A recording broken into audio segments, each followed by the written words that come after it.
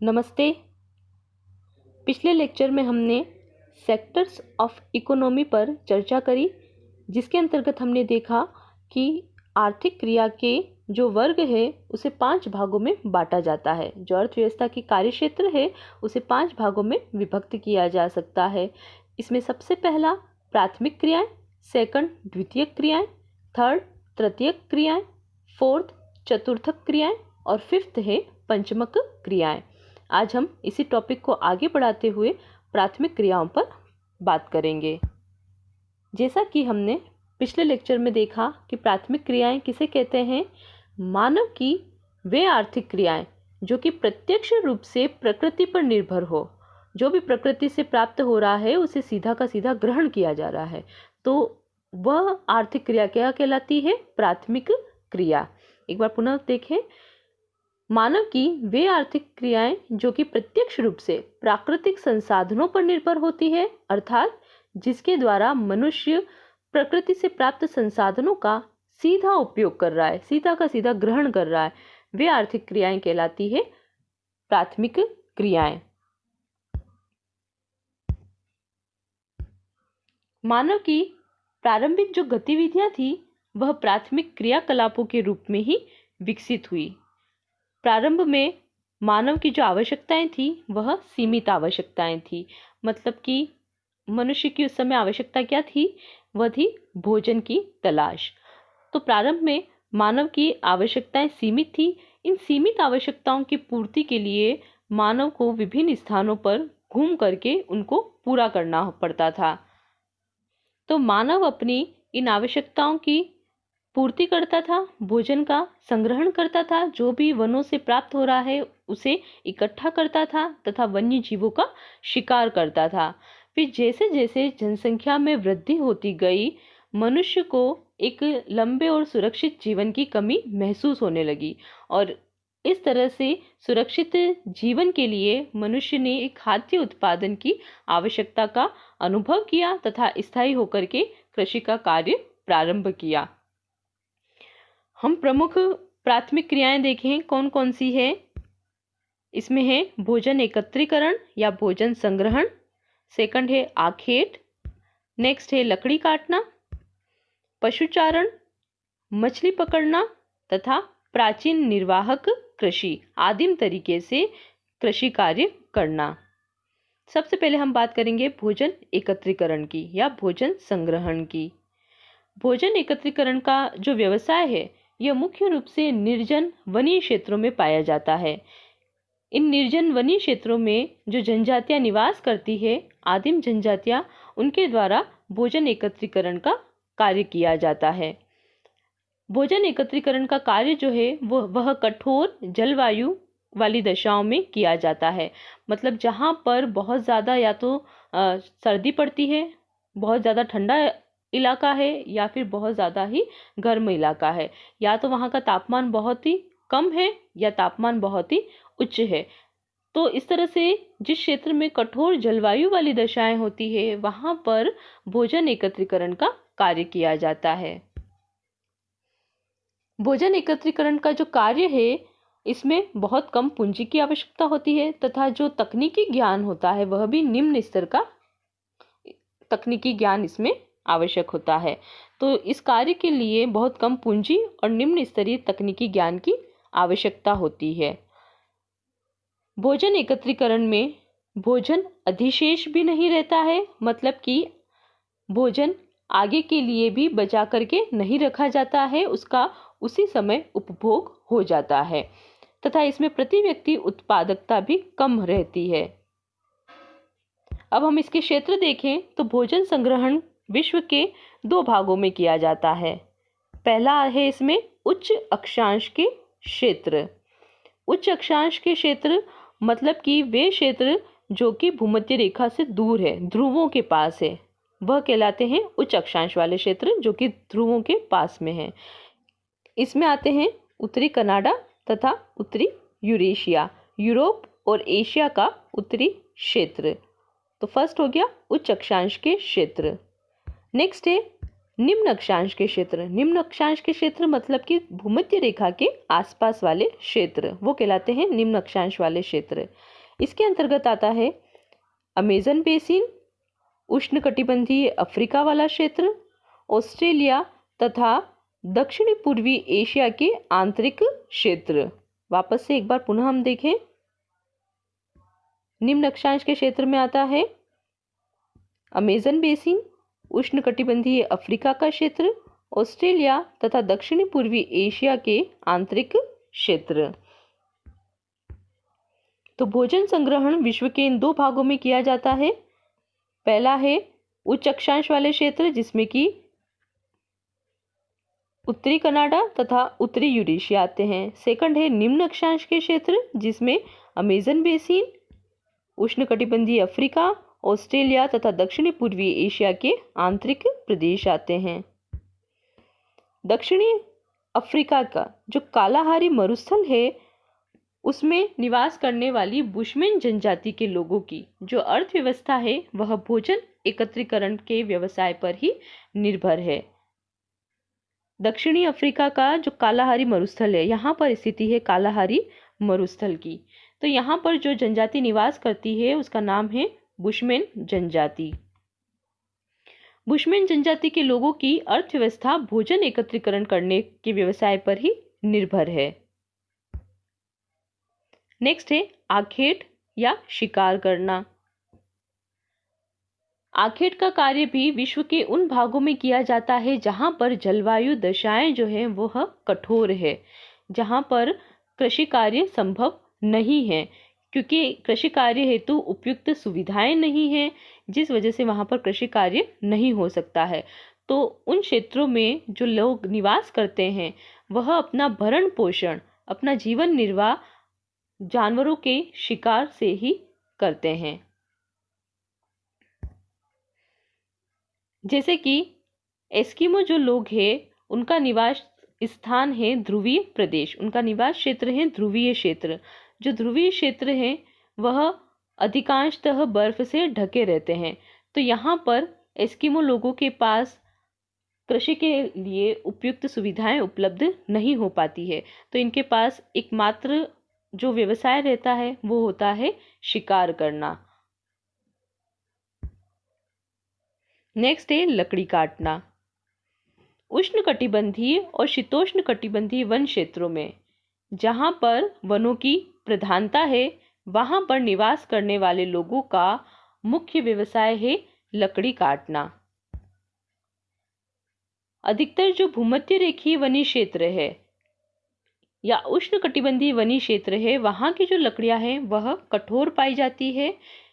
इन लकड़ियों का उपयोग भवन निर्माण के लिए, फर्नीचर बनाने के लिए, रेल की पटरियों के स्लीपर बनाने के लिए किया जाता है।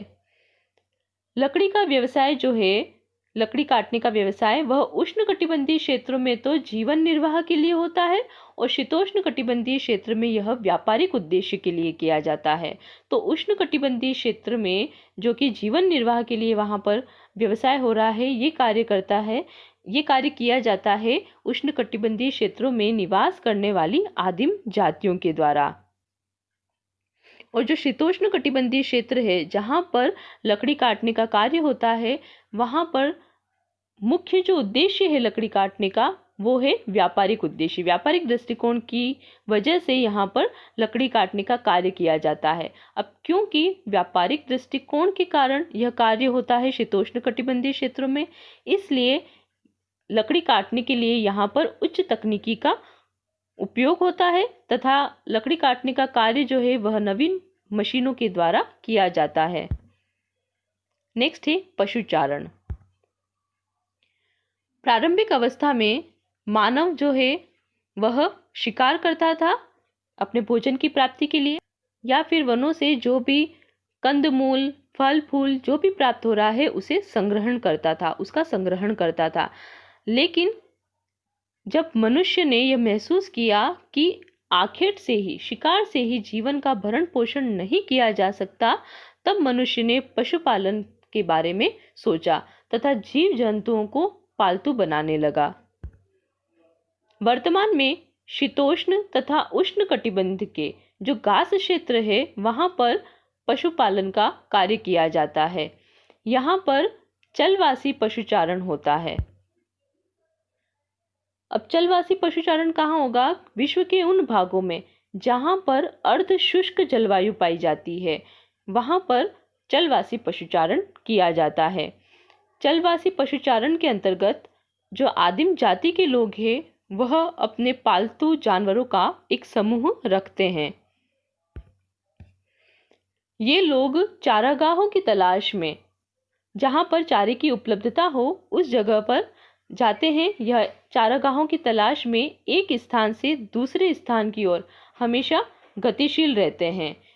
अब क्योंकि यह चारागाहों की तलाश में एक जगह से दूसरी जगह की ओर हमेशा गतिशील रहते हैं, इसलिए इसे चलवासी पशुचारण कहते हैं।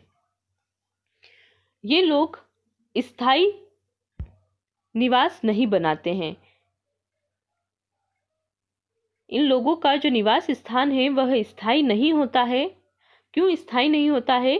क्योंकि इनके जो पालतू जानवर होते हैं उनके लिए चारे की व्यवस्था हमेशा होनी चाहिए। तो ये जिस क्षेत्र में रहते हैं वहाँ जब तक चारे और पानी की व्यवस्था उपलब्ध है तब तक ये उस क्षेत्र में रहेंगे। जैसे ही उस क्षेत्र में चारे और पानी की व्यवस्था खत्म हो जाती है तो ये उस क्षेत्र को छोड़ करके अन्य क्षेत्र की ओर गति करते हैं। इसलिए इनके निवास स्थान स्थायी नहीं होते हैं। चलवासी पशुचारण जो है यह एक प्राचीन जीवन निर्वाह व्यवसाय है, जिसमें जो पशुचारक है वह अपने भोजन के लिए, वस्त्र के लिए, शरण के लिए, औजार के लिए और यातायात के लिए इन पशुओं पर ही निर्भर रहता है। इन क्षेत्रों में अर्धशुष्क जलवायु पाई जाने के कारण यहाँ वर्षा की कमी और तापमान निम्न या अति उच्च पाया जाता है, जिस कारण कृषि फसलों का उत्पादन यहाँ पर नहीं हो सकता है। अब क्योंकि अर्धशुष्क जलवायु यहाँ पाई जाती है, जिसकी वजह से यहाँ पर वर्षा की कमी रहती है या फिर तापमान या तो बहुत उच्च होता है या फिर निम्न होता है। निम्न कहाँ होगा? शीत प्रदेशों में, और अति उच्च होगा रेगिस्तानी क्षेत्रों में। अब ऐसी परिस्थितियों के कारण यहाँ पर कृषि फसलों का उत्पादन नहीं हो सकता है, इसलिए मानव द्वारा पशुचारण का कार्य किया जाता है। ये लोग मुख्य रूप से भेड़, बकरी, ऊंट, घोड़े, खच्चर, याक आदि जानवर को पालते हैं। जैसे कि उष्णकटिबंधीय अफ्रीका में गाय, बैल प्रमुख पशु है। जो स्थानीय पशु है उनको ये लोग पालते हैं। जैसे कि उष्णकटिबंधीय अफ्रीका में गाय, बैल प्रमुख पशु है, जबकि सहारा और एशिया के मरुस्थल में भेड़, बकरी एवं ऊंट को पाला जाता है, तथा तिब्बत और एंडीज के पर्वतीय जो भाग है वहाँ पर याक को पाला जाता है। और जो ध्रुवीय क्षेत्र है जहाँ पर कि एस्किमो जनजाति का निवास स्थान है वहाँ पर रेंडियर को पाला जाता है। चलवासी पशुचारण के 3 प्रमुख क्षेत्र हैं। सबसे पहला इसका प्रमुख क्षेत्र है उत्तरी अफ्रीका के अटलांटिक तट से, ये अटलांटिक तट वाला भाग है। उत्तरी अफ्रीका के अटलांटिक तट से अरब प्रायद्वीप होता हुआ, ये अरब प्रायद्वीप वाला भाग है, मंगोलिया एवं मध्य चीन तक फैला हुआ है। एक बार पुनः देखें हम, इसका प्रमुख क्षेत्र उत्तरी अफ्रीका के अटलांटिक तट से अरब प्रायद्वीप होता हुआ मंगोलिया तथा मध्य चीन तक फैला हुआ है। नेक्स्ट क्षेत्र है इसका यूरोप तथा एशिया के टुंड्रा प्रदेश में, यूरोप तथा एशिया के टुंड्रा प्रदेश में। नेक्स्ट है तीसरा क्षेत्र दक्षिणी गोलार्ध में दक्षिणी पश्चिमी अफ्रीका एवं मेडागास्कर द्वीप पर है। दक्षिणी गोलार्ध में दक्षिणी पश्चिमी अफ्रीका तथा मेडागास्कर द्वीप पर है। तो चलवासी पशुचारण के 3 प्रमुख क्षेत्र हो गए। पहला क्षेत्र है उत्तरी अफ्रीका का अटलांटिक तट से अरब प्रायद्वीप होता हुआ मंगोलिया तथा मध्य चीन तक। दूसरा क्षेत्र है यूरोप तथा एशिया के टुंड्रा प्रदेश। तीसरा क्षेत्र है दक्षिणी पश्चिमी अफ्रीका और मेडागास्कर द्वीप पर।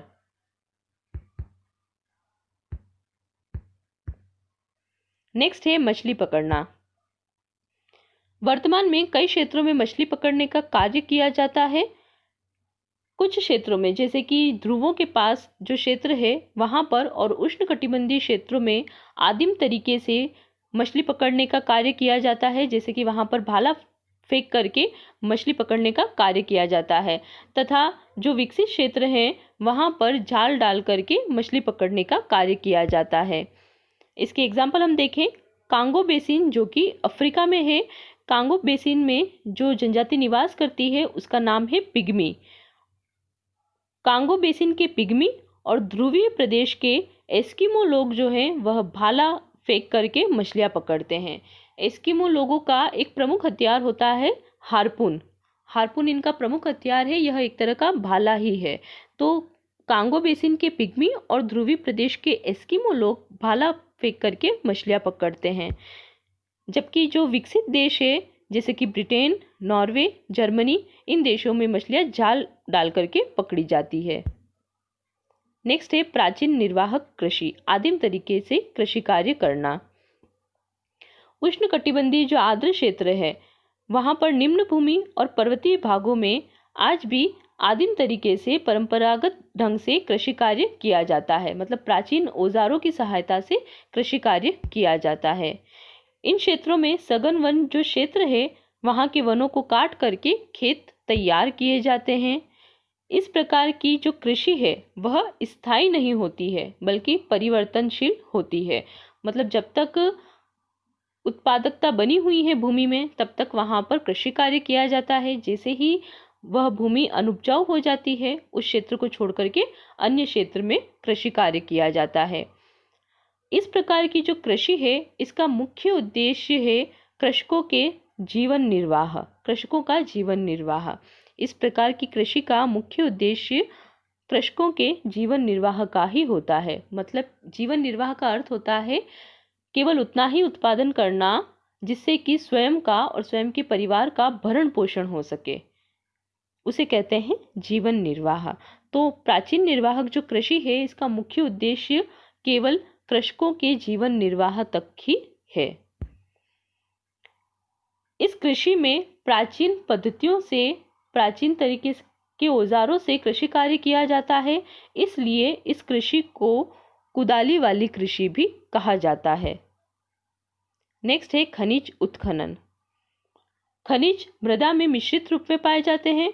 कुछ खनिज भूगर्भ में काफी गहराई में तो कुछ झीलों एवं समुद्री जल में घुलनशील रूप में पाए जाते हैं। ये जो खनिज है इन खनिजों को विभिन्न रूपों में बाहर निकालना ही खनिज उत्खनन कहलाता है। वर्तमान में इस आर्थिक क्रिया का बहुत ज़्यादा महत्व है क्योंकि इसी पर समस्त जो निर्माण उद्योग है, विनिर्माण उद्योग है, वह आधारित है। धन्यवाद।